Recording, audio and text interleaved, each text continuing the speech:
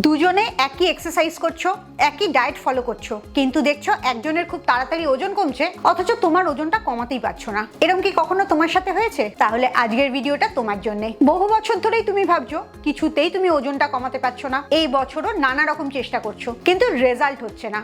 তুমি হয়তো খুব লেজি, কিংবা তুমি খুব খেতে ভালোবাসো তাই জন্য ওজনটা কমছে না, কিংবা হয়তো ফেড আপ হয়ে গেছো, ভাবছো তোমার পক্ষে ওজন কমানোটা সম্ভবই না। আসলে এই সবগুলোই হচ্ছে একটা কারণে, সেটা হচ্ছে তুমি বুঝতেই পারছো না তোমার চর্বিটা আসলে কিভাবে গলবে। ফ্যাট বার্নিং কি করে হয় আজকের ভিডিও থেকে সেটা পরিষ্কার বুঝতে পারবে, আর যা যা করলে ফ্যাট বার্নিং হবে আজকের ভিডিওটা দেখার পরে কালকে থেকে সেটাই শুরু করবে, তাহলেই দেখবে ম্যাজিকের মতো রেজাল্ট পাচ্ছ। Welcome to good life with Sukanya. আমি লাইফস্টাইল কারেকশন কোচ।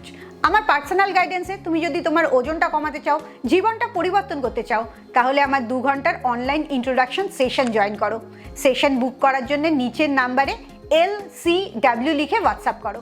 মেয়েদের 30 বছর বয়স হয়ে গেলেই হরমোনটা পরিবর্তন হতে থাকে, 35-এর পর থেকে মেটাবলিজমটা স্লো হতে থাকে, আর 40-এর পরে তোমার হাতে আর কোনো কন্ট্রোল থাকে না, পুরোটাই তোমার নার্ভাস সিস্টেম আর ব্রেনের কন্ট্রোলে চলে যায়। তাই তুমি যদি তোমার লাইফস্টাইলটা তোমার বায়োলজির সাথে অ্যালাইন না করো, তাহলে শুধুমাত্র ডায়েট আর এক্সারসাইজ করে কোনো রেজাল্ট পাবে না। শরীরটা কি করে ন্যাচারালি ফ্যাট বার্ন করে, তোমার বডির ফ্যাট বার্নিং মোডটা তুমি কি করে অন করবে, এই সব জিনিসগুলো এখন আমি বলবো। তার আগে তোমার একটা ভুল ধারণা ভেঙে দিই, সেটা হচ্ছে বেশিরভাগ মানুষই মনে করে calorie in versus calorie out, মানে তুমি কম খাবে তাহলেই তোমার চর্বি গলবে। এটা আসলে সম্পূর্ণটাই ভুল ধারণা, কারণ চর্বি গলাটা শুধুমাত্র কম খাওয়ার উপরে নির্ভর করে না, তোমার ব্রেনের, বিশেষ করে নার্ভাস সিস্টেমের এই চর্বি গলানোটার উপরে একটা বড় হাত থাকে। এই কারণে তোমার নার্ভস ঠিক আছে কিনা, তোমার স্ট্রেস লেভেল ঠিক আছে কিনা, তোমার ঘুমটা ঠিক হচ্ছে কিনা, সারাদিনে তোমার বডিটা কতটা মুভমেন্টস এর মধ্যে থাকছে, এই সমস্ত জিনিসগুলোর উপরে তোমার ফ্যাট বার্নিংটা নির্ভর করছে।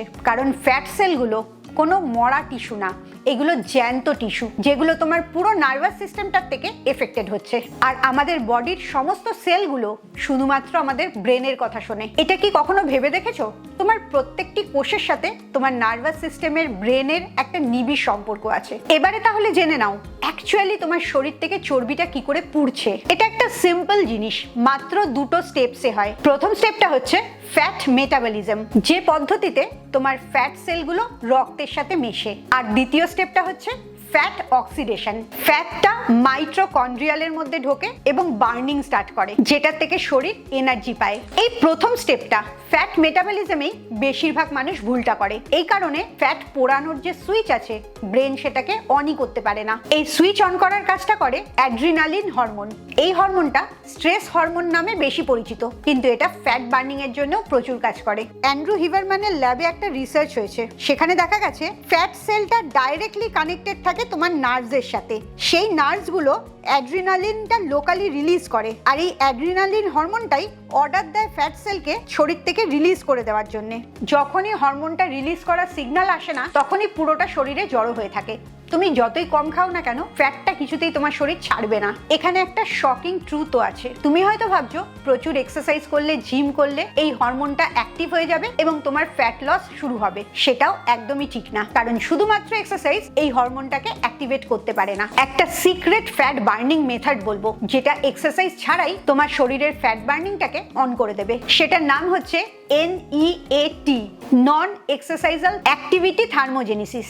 এক্সারসাইজ ছাড়া তোমার সারাদিনে যা মুভমেন্টস হয়, তোমার হাত পা নাড়ানো, হালকা হাঁটা চলা করা, কোনো বাসন মাজা, রান্না করা, বাগান করা, কোনো জিনিস চালানো, এই ধরনের শারীরিক কাজ করা, সিঁড়ি দিয়ে ওঠা নামা করা, এমনকি তুমি যদি ডেস্ক জব করো, একটা জায়গায় বসে থাকো, কিছুক্ষণ পর পর উঠে দাঁড়ানো বা হাঁটা চলা করা, এই সমস্ত অ্যাক্টিভিটিগুলো কোনো এক্সারসাইজ না, কিন্তু এই অ্যাক্টিভিটিগুলো তোমার ফ্যাট বার্নিংটাকে প্রচুর বাড়িয়ে দিচ্ছে। তুমি কি অনেকক্ষণ একটা জায়গায় বসে কাজ করো? যদি করো, তাহলে এক্ষুনি আমায় কমেন্টসে সিট লেখো, SIT। ফ্যাট বার্নিং সুইচটা অন করার 2 নম্বর পদ্ধতিটা শীতকালে বা যারা শীতের দেশে থাকে তাদের করাটা অনেক সহজ। সেটা হচ্ছে শিভারি। ঠান্ডায় যে কাঁপুনি আসে, সেই কাঁপুনিটা তোমার ফ্যাট বার্নিংটা বাড়িয়ে দেয়। কিংবা তুমি খুব ঠান্ডা জলে চান করলে, অনেকেই দেখবে বরফ জলে চান করার থেরাপি বলে, এটাও ফ্যাট বার্নিংকে বাড়িয়ে দেয়। কারণ জলের যত টেম্পারেচার বেশি থাকে, সেই জলটা দিয়ে যখন তুমি চান করছো তখন ব্রাউন ফ্যাট সেল বার্ন হওয়াটা বেড়ে যায়। এতে ডাইরেক্টলি ফ্যাট বার্ন হয়, মেটাবলিজমটা বেড়ে যায়, আর শরীরটাকে গরম করার জন্যও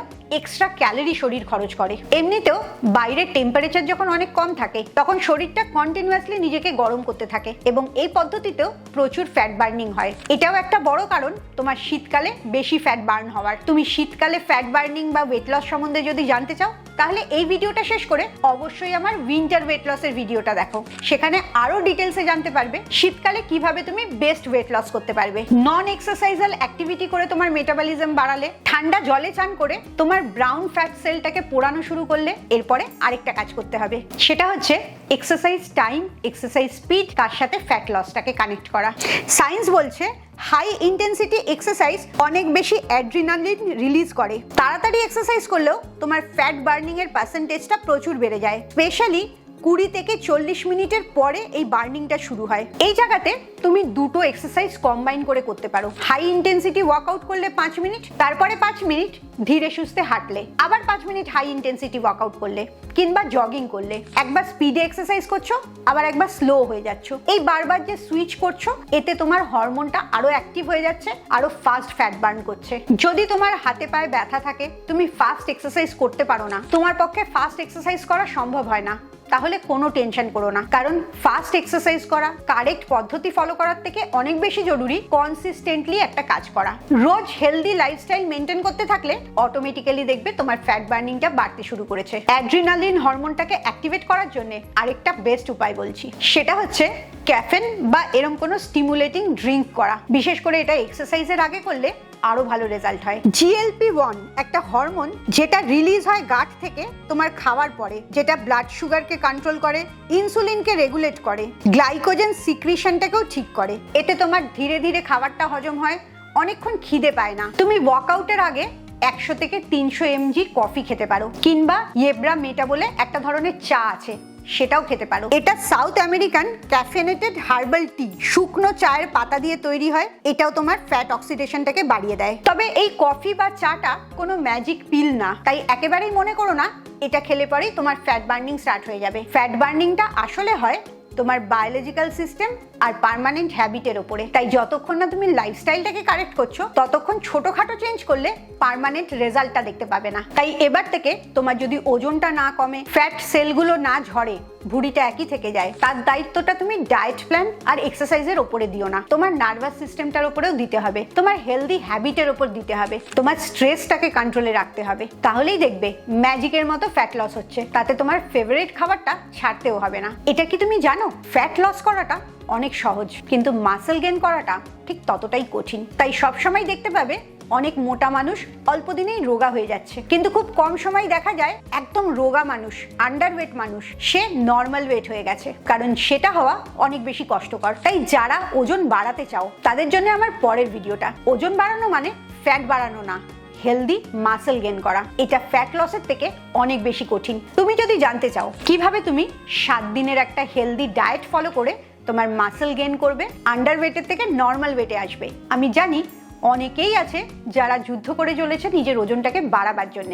তাদের জন্যই পরের ভিডিওটা আসছে, যেখানে আমি বলবো 7 দিনের ডায়েট প্ল্যান যেটাতে তোমার ওজন বাড়বে। তাই যাদের ওজন বাড়ানোর ইচ্ছে অবশ্যই পরের ভিডিওটা দেখো। খুব ভালো থাকো, মানসিক আর শারীরিকভাবে একদম সুস্থ থাকো। আবার পরের ভিডিওতে তোমাদের সাথে দেখা হচ্ছে।